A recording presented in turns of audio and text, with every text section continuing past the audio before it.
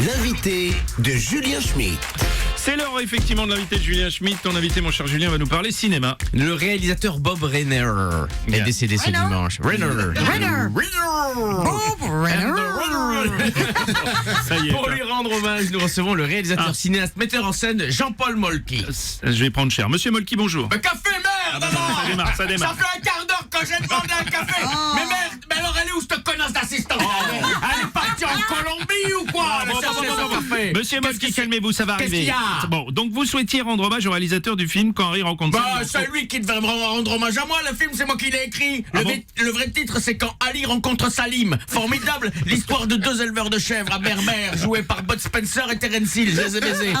Qui partent baiser dans la montagne. C'était Brokeback Mountain, version du Bled. Formidable. Même Brokeback Mountain, c'est aussi moi qui l'ai écrit. Bah, de toute façon, tous les films où ça finit par baiser, c'est moi qui les ai écrits. Bah oui, c'est vrai, je devrais. Bah oui, forcément. Bon. Quand Harry rencontre Sally reste quand même une comédie culte avec Meg Ryan et Billy Crystal. Bon, Magnifique. et toi, tu me dis ça comme si je savais pas, espèce de con. Enfin, c'est moi qui l'ai découvert, Meg Ryan, je l'ai baisé. Je l'avais repéré parce qu'elle a ouvert un business dans une zone industrielle à côté d'Orléans, dans un bâtiment au rez-de-chaussée. Elle donnait des cours de twist pour le 3e âge et à l'étage, elle vendait des prothèses de hanches. Ça marchait tout seul, son affaire, c'était formidable. Mais moi, je tournais là-bas, je lui avais envoyé Jeanne Moreau, tu vois, qui s'était déboîté le fémur à cause du poids de son armure sur le tournage de Robocop contre Jeanne d'Arc, le 2.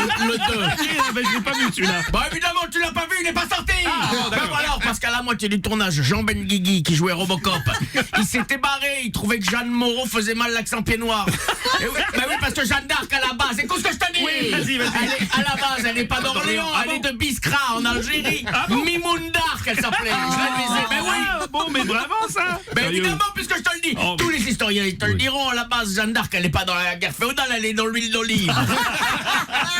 Bon, dites-moi, monsieur Moltke, Bob Rainer a réalisé aussi des films fantastiques comme Princess Bride. Bah oui, mais je le sais. Bah, il était venu me demander conseil en 78 Ouais. sur le tournage de Les Curés de l'espace avec Henri Guibé et Demi Moore.